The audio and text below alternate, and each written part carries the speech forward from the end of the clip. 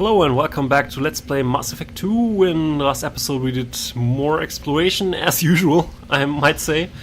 But now we're back on Tuchanka and we're trying to solve some side quests here. I also think there's lots of stuff I didn't buy last time. So let's just do that.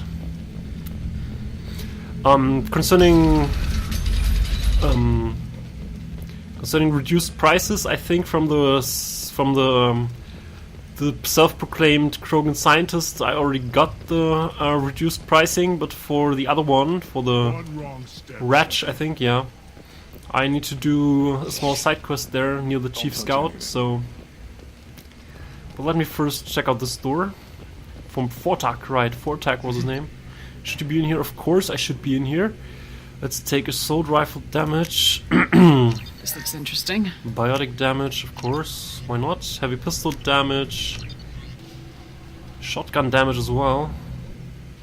I don't use shotguns that much. Not sure. Might check back with you.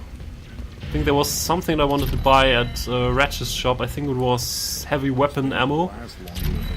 So let me keep that back. At first I thought it was a waste of ammunition just to kill incoming vermin. Now I think if these Urdnot can pinpoint such small mammals with these guns, they'll make short work of an incoming invasion force. Let's see what the human can do. Yeah, let's see. Kill for Ratch. Alright, shoot the pyjaks. Right, pyjaks was the name.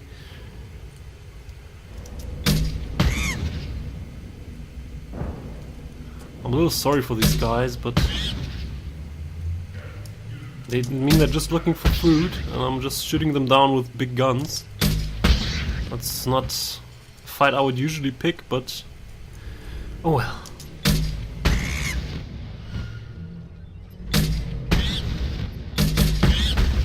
That was a one too much.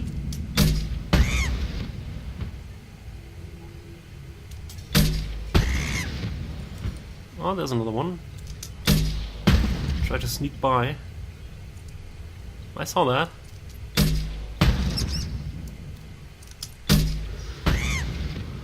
Wave completed. Yay! Wave beginning.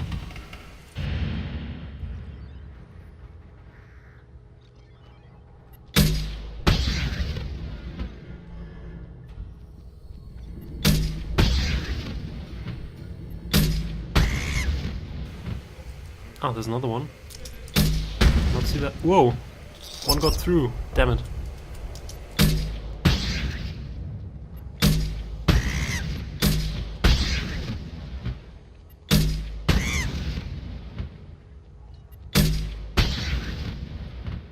Another one.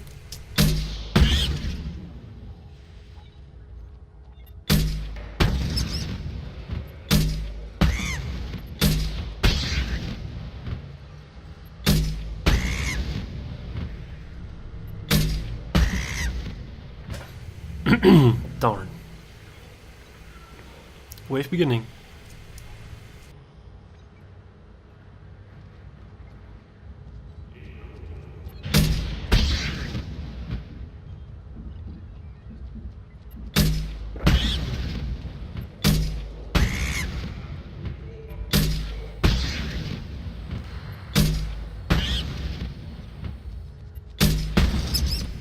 Alright.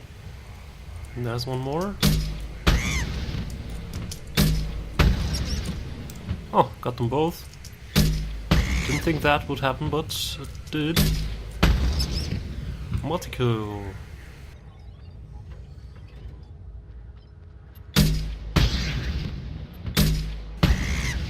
And I got both again. Huh. These weapons have more range than I thought. Huzzah! We killed lots of pyjaks. Yeah. Just for a discount. Oh well. Should I ask the female clan for right of parentage? Why bother with them? You don't want anything I sell, human. Greetings, human. My name is Ratch. Have a look at what I've got. I should go. Suit yourself. Seeing those vermin roasting in the heat from an explosive shell, I swear it was glorious. It was a lot of fun. Help yourself to more. There's no shortage of pyjaks out there if you get a craving for violence. Well, I I'll don't. give you a discount at my store. Anything you want, you buy at cost. I should go. Suit yourself. Right. So I'm gonna take heavy weapon ammo. Oh, what's this? So what's this? Shield harness? Nah. Nah. Nah. No, no, no. Well, actually, that's not too bad, actually. Not sure what sort of armor I'm wearing, actually. Huh. I might take that just for funsies. But I don't have enough money for the shotgun upgrade at Tuchanka, so yeah. Well, I'll just ignore that then for the time being. I mean, if I get a hold of a lot of money, I could probably return here, but it's just shotgun damage. It's not crucial for the group setup that I usually go around with. So yeah, let's just leave.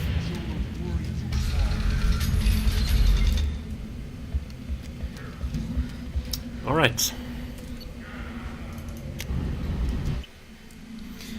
Good, let me go into my quarters to check this new armor piece.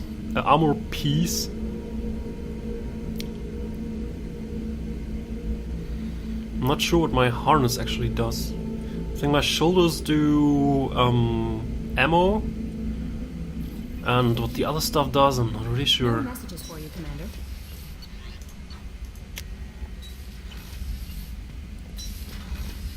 So let's check that out. Oh, the fish is still alive. Thank Kelly for feeding it, because I surely wouldn't have.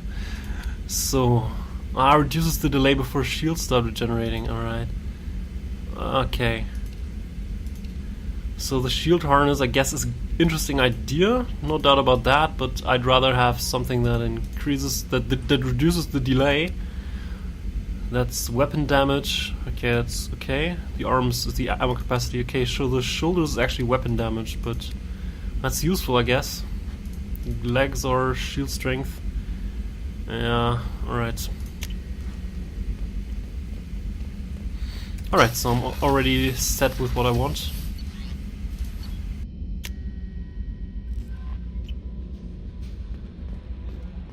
No messages for you, Commander. Thank you. No, I didn't want to check the messages. See, oh, she already said there were no messages. So, let's go around the galaxy some more. Or will I? I mean, it's been some time since something special happened. There's some clusters where I haven't been to, I think. I haven't been to the Minus Wasteland, for instance. I've been here. I could go to the local cluster, actually. And there, I've been to the Hades Nexus either. I haven't completely checked out the Far Rim, the Carlson Rift, I haven't been to either. Hawking Ada, of course, I still need to go there. But there's lots of things that I did, so... yeah, let's... actually, let's do something interesting. Well, maybe not, but let's go to Earth, actually. Can't actually land on Earth, of course, but we can go to the system. So it's already explored, but let's just check out the text. So Venus, what's going on Venus? With its molten temperatures, sulfuric acid clouds, and crushing carbon dioxide atmosphere, Venus has only a handful of aerostat research outposts. Oh, there are actually people living there. 800. Interesting. Mercury. A handful of solar power stations exist on peaks of eternal light at the north and south poles of Mercury. The difficulties imposed by the planet's proximity to the Sun and high orbital velocity of limited development, population 340. Also some poor souls living there. Alright, interesting. Earth. For detailed information, please refer to the standard issue of Alliance Galactic Codex. Earth's orbit is riddled with debris generated by bootstrap space development. News of kinetic barriers are recommended at altitudes over 85 kilometers, right?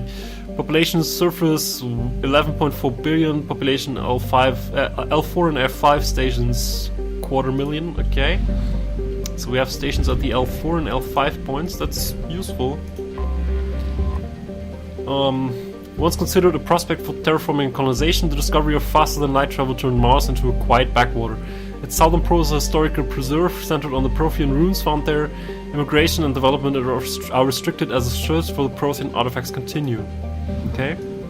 Right, we found the Prothean technology for the Mass Effect on Mars. Saturn. Saturn has been a major source of helium-3 fuel for fusion plants since the 2150s. The moon of Titan is mined for hydrocarbons and used as hostile environment training facility for Alliance Marines. Right. Where's Luna, by the way? Where's the moon? We've been to Luna in Mass Effect 1, but it seems to be missing.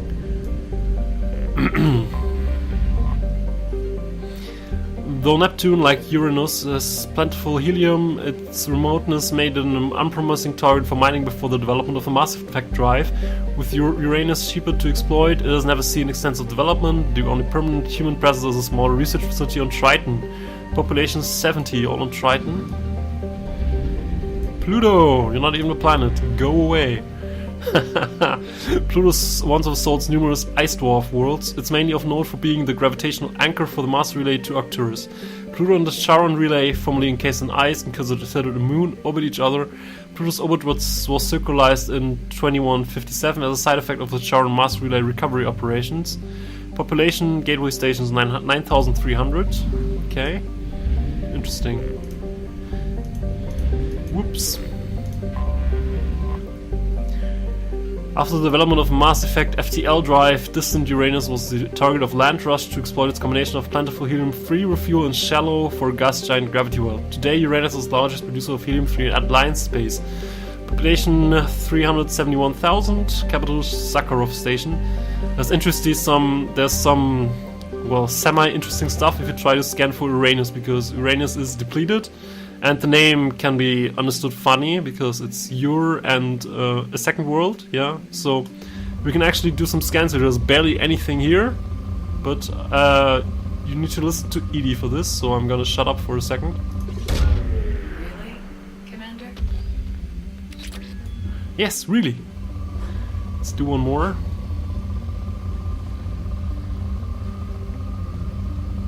There was something here. Come on. Want some minerals? Yeah, there's some palladium here. Probing Uranus. Yes, that's what I wanted to hear, thanks. Which is interesting because it's the only special occurrence of Edie having special dialogue when you scan a planet and launch probes there, so it should be fun to note, though it's a little childish humor to do Uranus jokes, right? So, but I wanted to show you that nonetheless. So, let's go to Hawking Ada.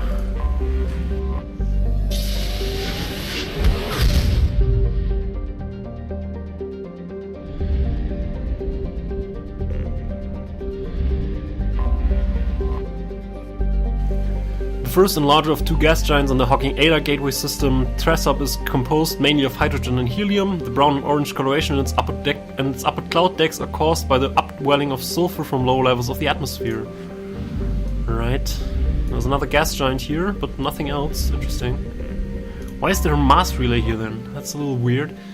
Hebat is a methane ammonia ice giant. When Heavy Metals Exomining of China won the bidding rights to develop the moon of Presrop in the Century system, it began by establishing helium-3 refuel facility on Hebat. The station, completed this year, is considered a model facility by the executives of state-run company. Though the station produces more than enough fuel to supply the AMEC ships running to and from Century, it has a crew of only a dozen for maintenance and oversight. Nearly all the day-to-day operations are automated. Right. Let's go to Century then. Apparently there's some Alliance stuff going on there. They should probably have refueled. Ooh.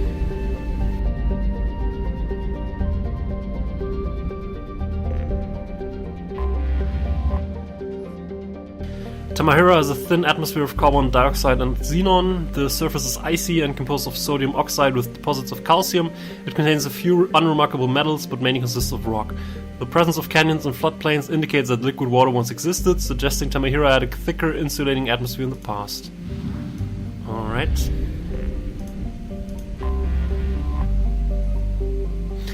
Clandagon is an arid terrestrial, slightly larger than Earth, but with a lower density than reflects its relative lack of heavy elements. The crust is composed of tin and aluminum, with wide deserts of dust-fine sand that are easily stirred by the wind. Clandagon's most striking feature is a great rift valley that stretches across its southern hemisphere. What's most fascinating about the rift is that it does not appear to be natural. The geological record suggests it's the result of a glancing blow by a mass accelerator round of unimaginable destructive power that occurred some 37 million years ago. This is actually what led to the elusive man to find the Reaper that we're going to at some point. Because somebody tried to shoot down the Reaper apparently, and it accidentally hit this planet Clandagon. Right, a terrestrial world of average size, contrast atmosphere composed of nitrogen and argon. Its frozen surface is mainly composed of tin with deposits of calcium. Aside from some spectacular formations of water ice at the poles, the planet has little to recommend it, I guess.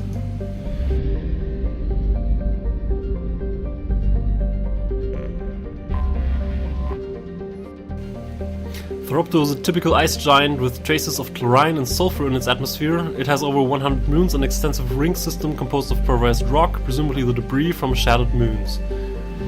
Okay. Alright, done. Good. Let's move on then.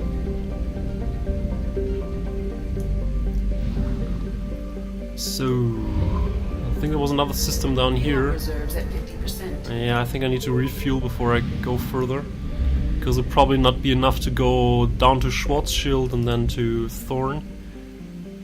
So let's buy fuel.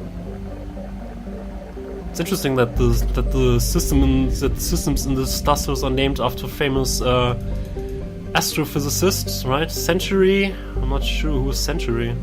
But Chandrasekhar was an important figure in the astrophysics stuff. Schwarzschild, of course. I mean, every theoretical astrophysicist knows Schwarzschild, and Thorn also is a well-known person nowadays. But one of the few of the names here that's still alive, presumably.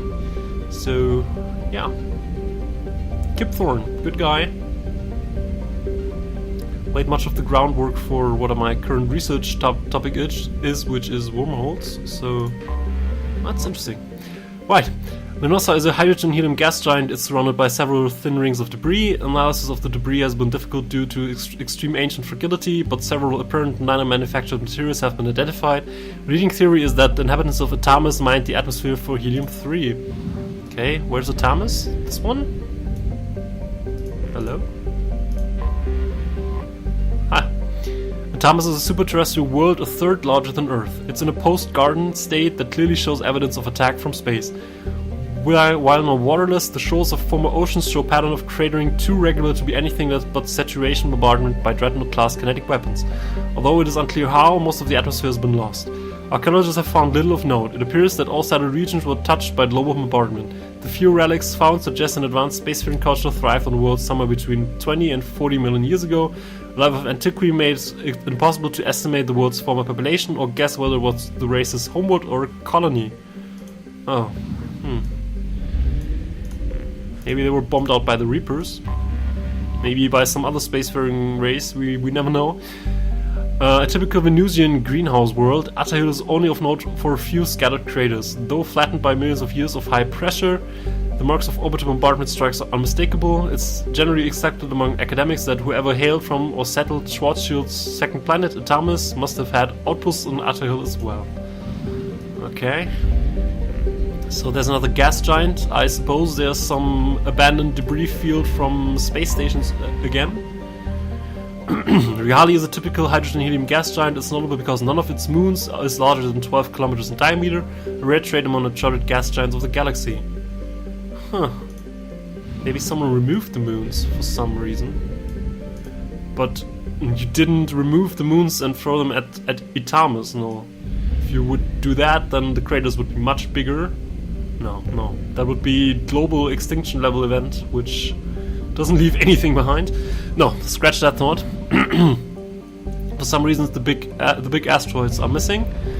Maybe they were mined or something, but whether they were used for bases and somebody destroyed the bases, I think that's probably what could have happened. Huh, interesting, right. Lesser is the largest moon of Mnemosyne, massive enough to retain its own thin atmosphere of methane and nitrogen, and heated by the brown dwarf to relatively moderate temperatures. While nearly the size of Earth, its overall density is low, suggesting a paucity of valuable heavy metals. It is tidally locked to Mnemosyne, one hemisphere always bathed in the brown dwarf's heat and dimmed light. The moon experiences constant weak tectonic activity driven by the tidal fluxes of Mnemosyne's gravity rather than Leth's own internal heat.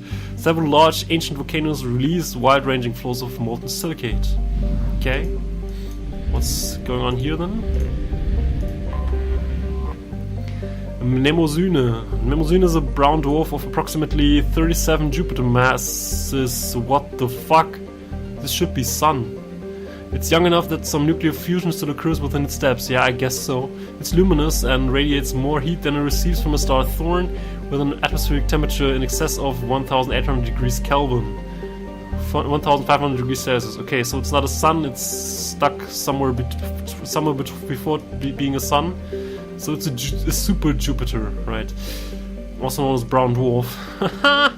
Early probes of Thorn showed evidence of a minor gravitic anomaly in the northern hemisphere. The area of unexpectedly low mass did not move with prevailing wind patterns. While an investigation was planned by the Barrazo Institute of Planetary Science, the school ultimately sent an expedition to study the famed deep anomalies of the gas giant Plobia instead. Huh. Well, maybe someone didn't want that Derelict Reaper here to be found. Right, but we're going to the Derelict Reaper in the next episode, so I'm not gonna actually go there now. We'll see what happens when we go there in the next episode, so thanks for watching and I'll see you next time. Bye bye.